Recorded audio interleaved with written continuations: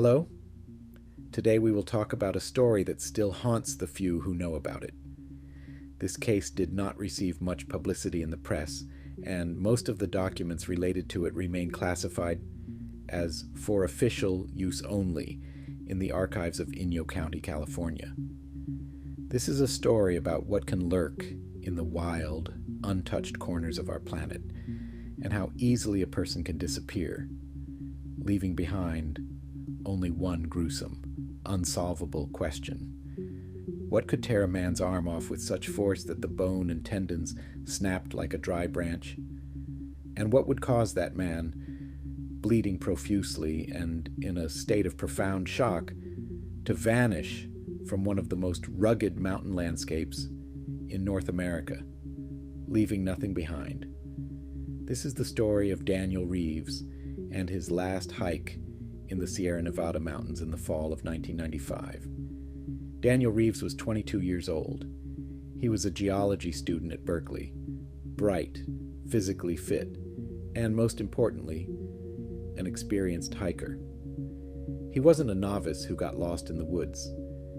Daniel had been hiking since he was a teenager, first with his father, then with friends, and for the last couple of years on his own. He knew how to read maps, navigate by the stars, set up camp, and behave when encountering wild animals. The mountains were his passion and his future profession. In early September 1995, he decided to make a solo climb and follow one of the most picturesque but also most difficult routes through Bishop Pass in the Inyo National Forest. The plan was simple: 7 days on the trail, a full circle, ending at the same spot where he had left his old Toyota. He registered his route with the rangers, as required, indicated his expected return date, September 12th, and set off. He had everything he needed: high-quality equipment, food supplies, a water filter, and warm clothes. He was prepared for any situation that might arise in the mountains. The first few days went according to plan. The weather was excellent, typical of early California autumn, warm and sunny during the day, cold at night, but without frost. On September 5th, Daniel was seen by a couple of tourists, a middle-aged husband and wife, descending from the pass. They later told investigators that he was in high spirits, joking and asking about the condition of the trail ahead. According to them, he looked completely confident, healthy, and full of energy. There was no sign of trouble. That was the last time Daniel Reeves was seen alive. When he did not return or make contact by September 15th, his roommate at the hostel raised the alarm. A search operation began. Dozens of rangers and volunteers participated, and helicopters were deployed. They combed the area square by square, carefully following Daniel's reported route. They looked for a tent, a backpack, any signs of human presence. But they found nothing. Absolutely nothing. It was as if the guy had vanished into thin air amid the rocks and pine trees. The search continued for 2 weeks, but to no avail.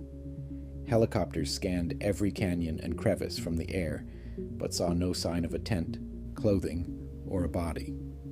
Gradually, hope faded, and the active search was called off. The official version given to the family and the press was standard for such cases: an accident. Most likely, Daniel had fallen off a cliff in a remote area, and his body could not be found. Alternatively, he had been attacked by a bear or a cougar. These are mountains. Anything can happen here. The case was practically closed, but 3 weeks after Daniel's disappearance, something happened that turned this tragic but otherwise ordinary story into a chilling mystery.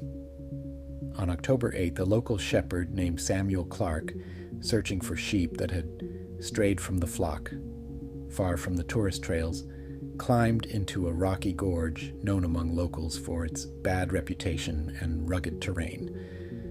The place was about 5 miles northwest of Daniel's route. Tourists did not go there. There were no trails, only piles of giant granite boulders and narrow, knife-like crevices.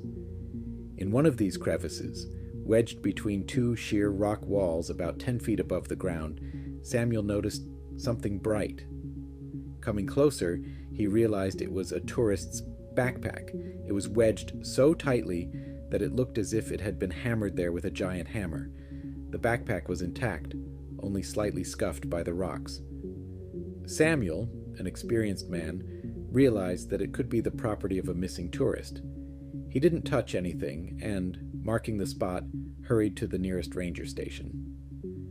The next day, a rescue team and a deputy sheriff arrived at the scene. Getting to the backpack proved difficult.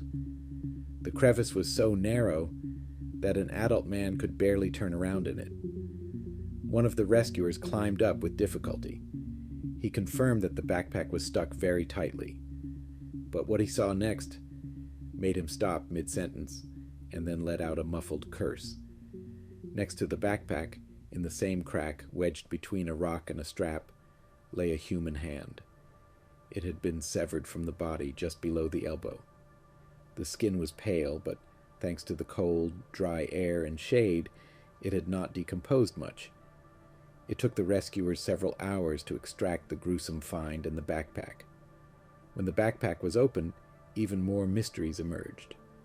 Inside was all of Daniel's gear: a tent, a sleeping bag, leftover food, a map, a compass, and a first aid kit. Everything was in place, untouched.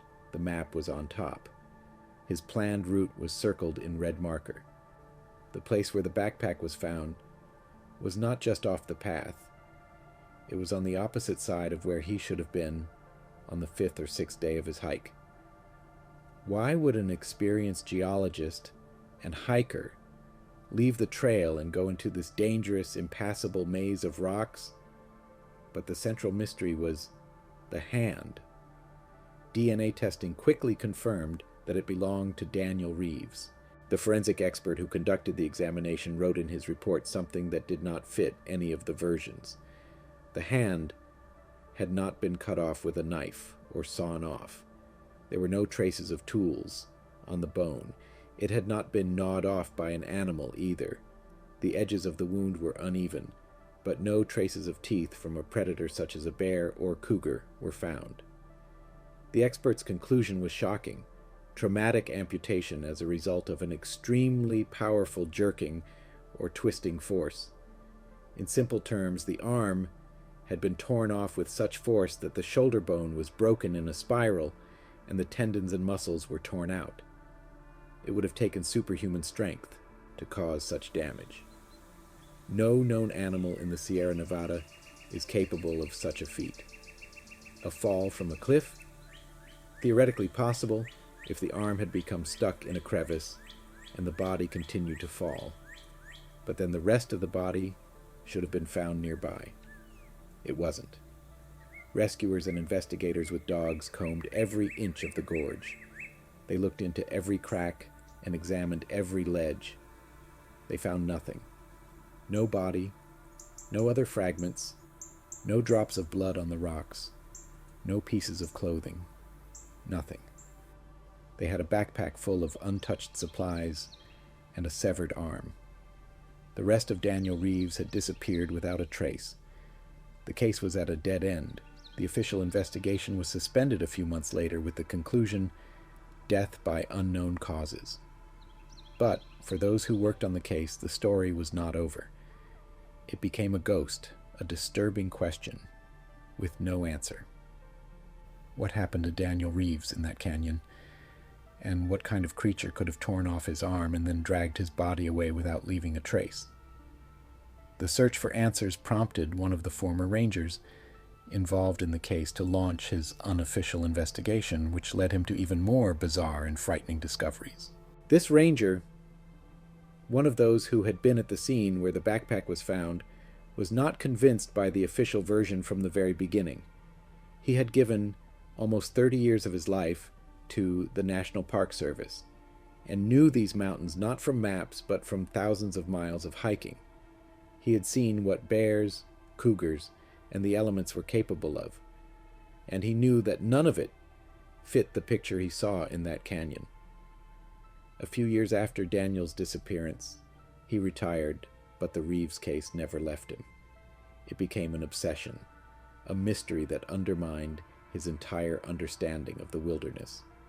He replayed the details that haunted him over and over in his mind. First, the location. The canyon was a geological trap, a maze of sheer cliffs and narrow passages. An experienced hiker, let alone a geology student, would never have gone there willingly. It was senseless and dangerous. So either he was running away from something in a panic or he had been dragged there. Second, the backpack. It was wedged in a crevice more than 3 meters high, with such force that it seemed excessive even for a fall.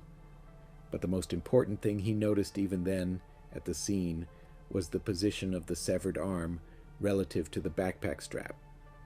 Everything indicated that the arm had been caught in the crack first, and only then had the backpack been rammed in with tremendous force, finally wedging the limb in place. It was the dynamics of a fierce, desperate struggle. And the third, most disturbing anomaly, which the report chose to ignore, was the complete absence of blood. Traumatic amputation of the forearm is not a cut. It is catastrophic damage to the arteries. The rocks under the crack should have been covered in blood, but there was none, not a drop. Just a few dried stains on the backpack itself. This contradicted the laws of biology. Where did the blood go? These questions prompted the former ranger, now a civilian, to return to the case files again and again, at his own expense. He spent hours studying the crime scene photos, taken by forensic investigators. And in one of the photos, taken from an unusual angle, he saw something that the entire search team had missed in their haste. On the granite wall, just above and to the side of the fatal crevice, there were deep parallel scratches. They did not look like marks left by climbing equipment or a geological hammer. They were grooves, left by something harsh and sharp. In the spring of 1988, he gathered his equipment and set off alone for that very gorge. He wanted to take another look for himself without the fuss and pressure. He spent 3 days there. The weather was awful, but he stubbornly climbed the rocks, checking every crack. He found the scratches. Up close, they looked even more sinister. They were deep grooves, as if someone had run 3 blades made of super strong alloy across the rock. The former ranger took out his hardened steel knife and ran it forcefully across the stone next to it. Only a faint metallic streak remained on the granite. Whatever had left these marks was more complicated than steel. Moving along the wall and looking for similar marks, he discovered a whole chain of them. They led up a nearly vertical wall to a dark opening, the entrance to a small cave, almost invisible from below. The entrance was about 20 meters high. The next day he returned with a climbing rope. What he found inside confirmed his worst fears. It was a lair. The floor was littered with broken animal bones. But in the far corner of the cave was a pile of other objects. It looked like the nest of some creepy collector. A rusty belt buckle, a crushed old-fashioned aluminum canteen, the remains of a rotten boot. And among this junk, he found a crushed compass of the same model as Daniel Reeves's. But the worst thing was the smell. Not the smell of decay or wild animals. It was a sharp, acrid chemical smell, like ozone or formic acid. It stung his eyes and burned his throat. The ranger realized he was in the lair of a predator, an unknown mighty predator that had been living in this area for decades, dragging everything that caught its attention into its lair. He carefully collected several samples, a bone fragment with strange, polished edges, and a scraping from the cave wall where dark, organic stains were visible. He knew that he couldn't go to the police with such evidence. They would think he was crazy.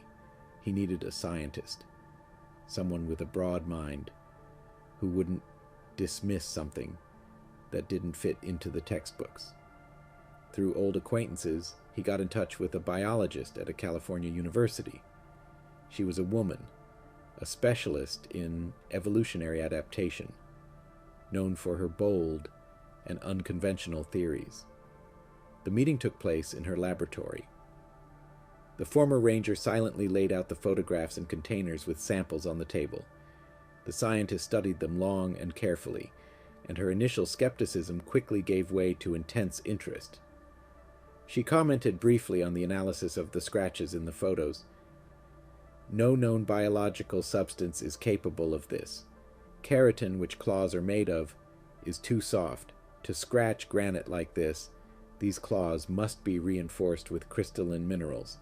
There are no such examples in Earth biology. But when she placed a scraping from the cave walls under an electron microscope, her face changed. "Unbelievable," she whispered. "This is a highly complex protein composition, a powerful coagulant." The ranger looked at her, waiting for an explanation. "This means," the biologist said slowly without looking up from the eyepiece, "that the saliva, or some other secretion of this creature, causes the blood to coagulate almost instantly. A wound inflicted by it will hardly bleed at all. It's the perfect hunting mechanism. The predator inflicts severe trauma on its victim but leaves no bloody trail behind that could be used to track it down." At that moment, everything clicked into place in the old ranger's mind. No blood. A severed arm. Daniel Reeves did not die from blood loss at the scene. The creature that attacked him sealed its wound itself. It dragged him, still alive and in shock, to its lair. The picture that appeared before his mind's eye was horrific. Daniel didn't just die. He was the victim of a creature that shouldn't have existed. And now the former ranger knew where it lived. The question was, what to do with that knowledge? What if it was still there, in its cave? That conversation in the quiet university lab never became public knowledge, but it started a chain of unspoken events that you will never read about in the newspapers.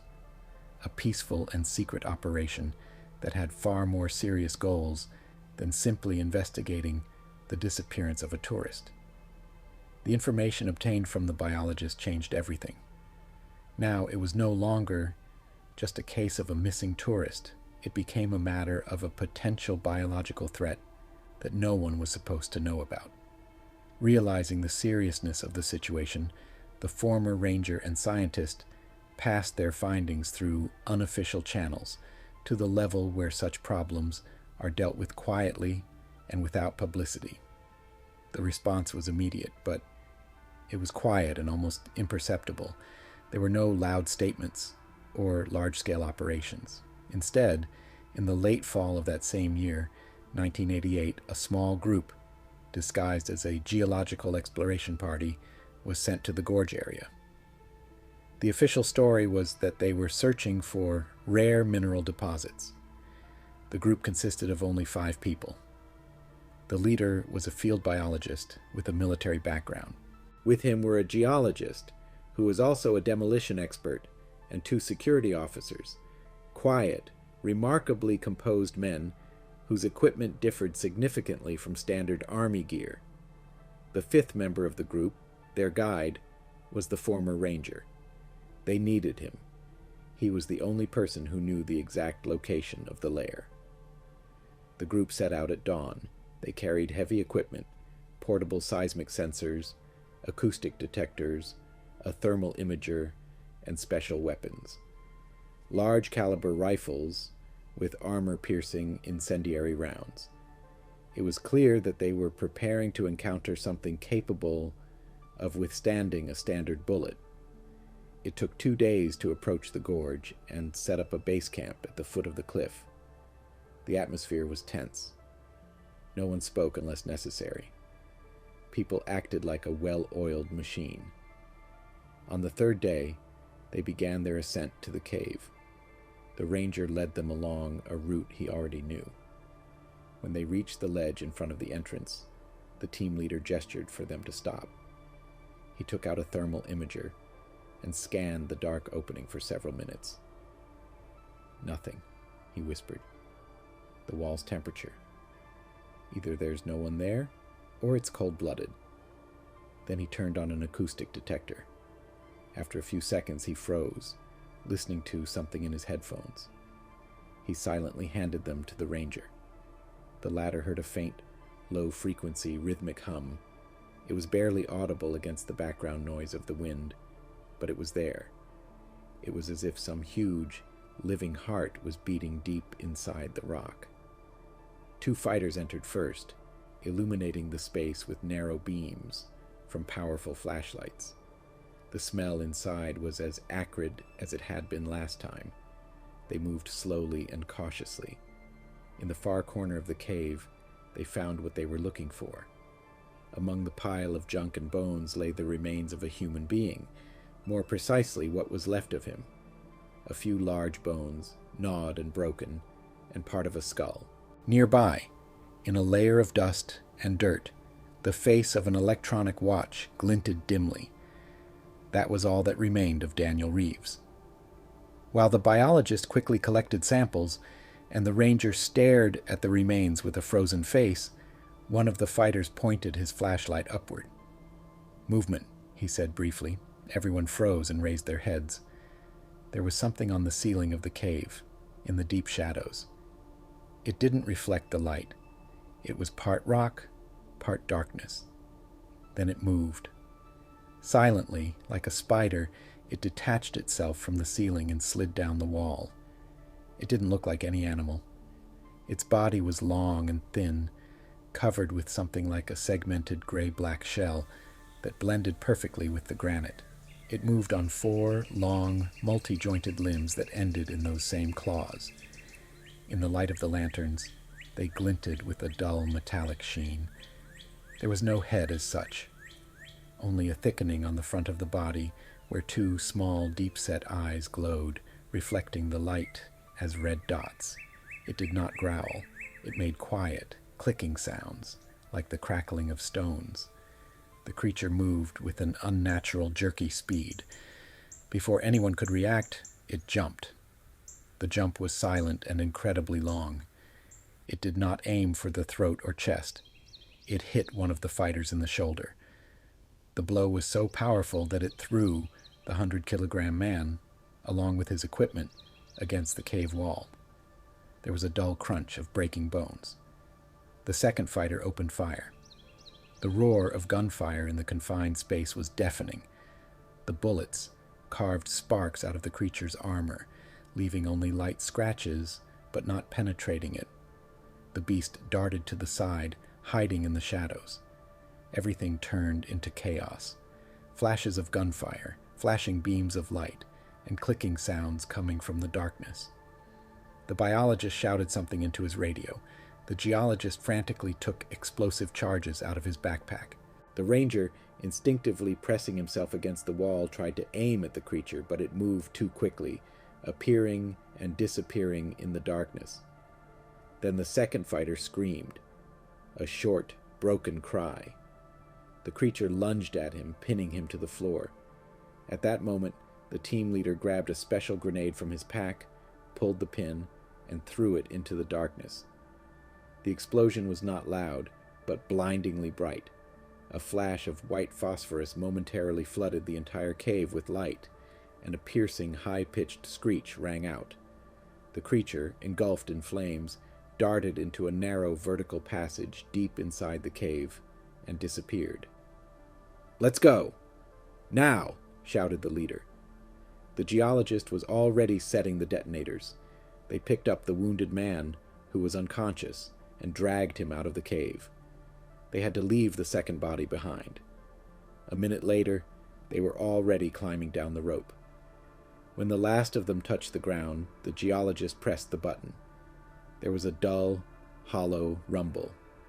The entrance to the cave, along with the stone canopy hanging over it, collapsed, burying the lair under thousands of tons of rock. The operation was over. The official report stated that an accident had occurred during geological exploration in the Sierra Nevada mountains. As a result of an unexpected rockfall, one employee was killed and another was seriously injured. The former ranger signed a document of complete and lifelong non-disclosure, which did not mention a word about what he had seen. It spelled out the consequences of violating this obligation. He was never bothered again. The case of Daniel Reeves remained in the archives as unsolved. He was officially declared dead as a result of an accident. The cave is blocked, the evidence destroyed, or safely hidden in secret archives. But the collapse of the entrance does not mean the creature is dead. It is quite possible that there were other exits in the rock. The Sierra Nevada mountains are vast and full of caves and unexplored places.